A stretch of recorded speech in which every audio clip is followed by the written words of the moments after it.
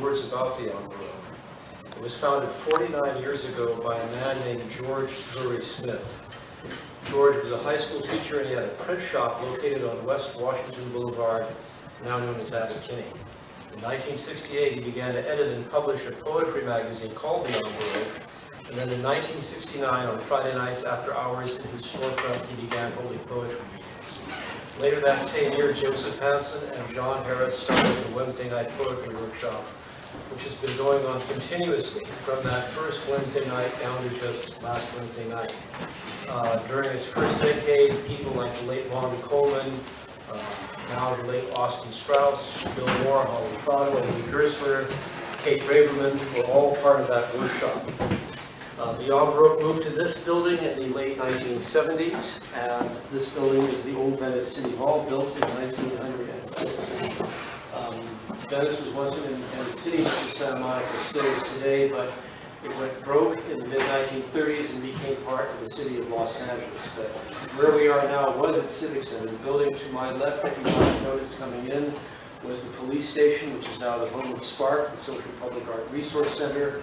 And over here is a fire station, which is still a functioning fire station. And the room that we are in served double duty as the courtroom and the city council chambers. So back in the old days, they used to book you there, bring you for trial here, and you'd pay your fine in the bookstore.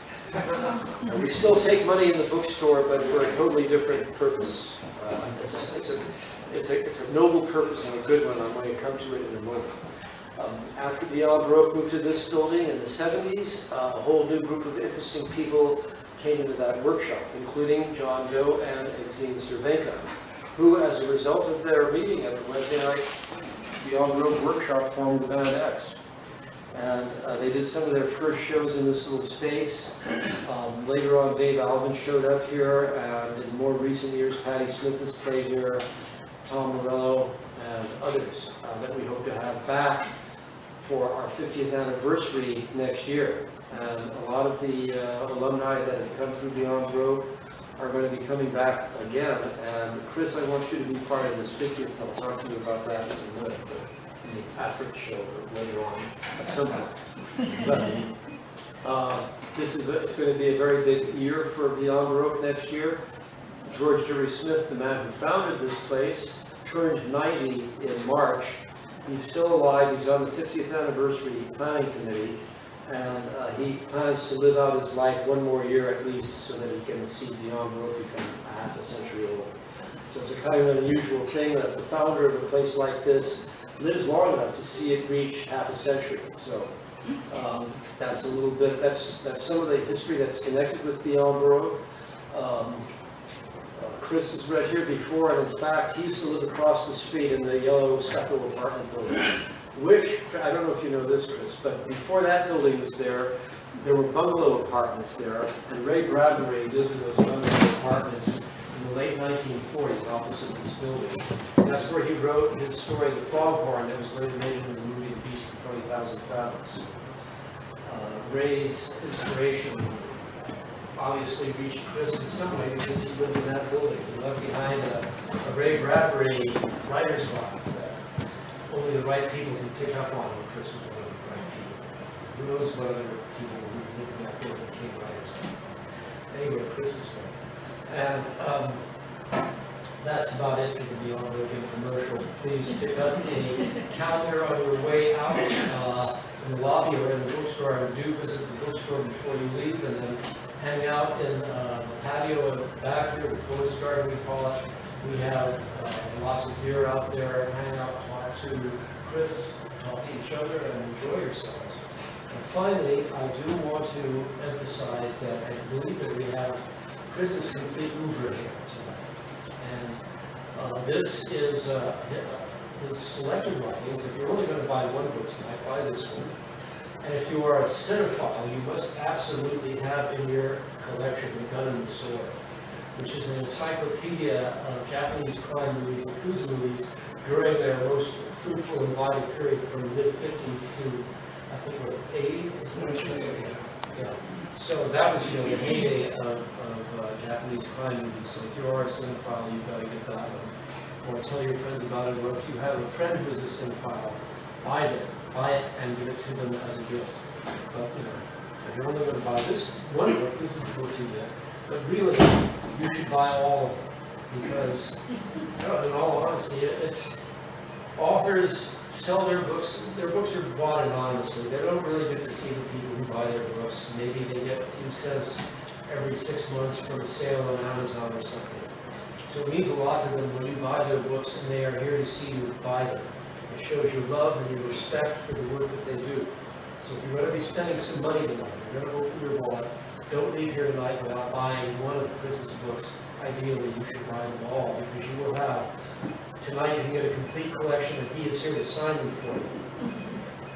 In fact, buy 2 sets, keep one, put the other one in the wall, and 10 years from now, sell it on the collector's market and make all of your money back plus more. So, and Chris, interestingly enough, if I was Superman, I could leap from here through this building to the place where we originally met on Manchester Boulevard in the apartment of our mutual friends, Paul Stiver and Mike Street, back when they were all going to LMU. I was living in New York City at the time, and I had known Paul and Mike in high school. And I was out from New York, and I decided to visit them. And that night, Chris was there, and we had a nice, involved, detailed talk, as cinephiles do, about movies in great depth that non-cinephiles would think that we were all mad speed freaks or something. We were not. We were just run-of-the-mill cinephiles.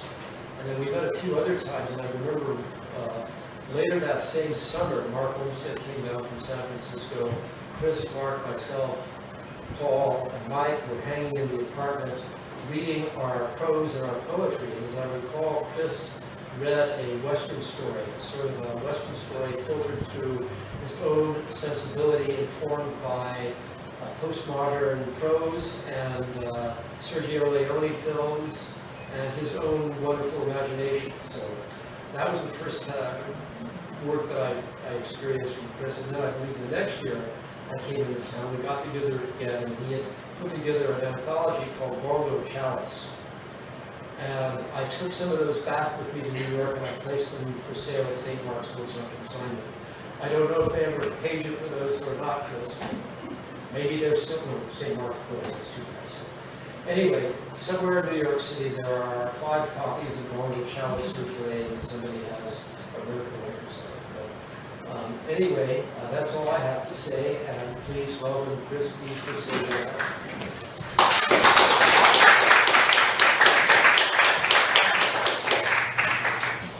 Thanks, Richard. That's funny, those stories about college and when he first met me, because I don't remember too much of that. But I was indulging in a lot of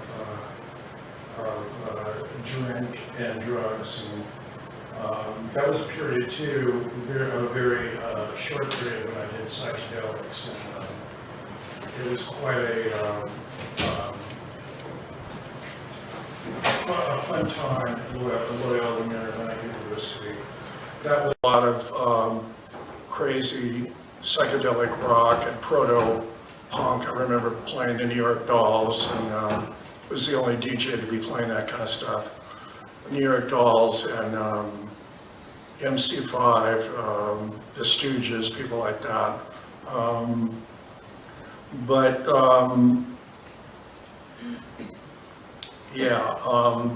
Richard mentioned I used to live across the street in that apartment building. When you walk out the front, it's that building across the street to the left that's yellow, and it's got the kind of brown accents, rectangles painted on the side. And when I lived in that building, I was splitting up with my first wife, who I had put out that anthology with who Richard mentioned, that anthology, Bongo Chalice. We had a lot of local poets. I'd actually met John and Exene by then. They weren't together as a couple, but Exene was, Beyond Baroque used to be around the corner on Washington. And she was kind of the receptionist secretary there. When I went and typeset the book Bongo Chalice there, and that's when I first met her. And I don't even know if she knew John at that point. I met John at the Venice Poetry Workshop, which was downstairs in the same building.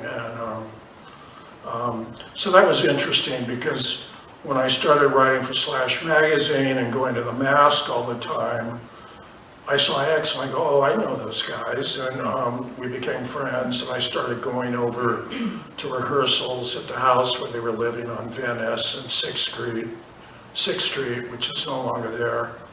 It really looked like an old haunted house, like the Addams Family house or something.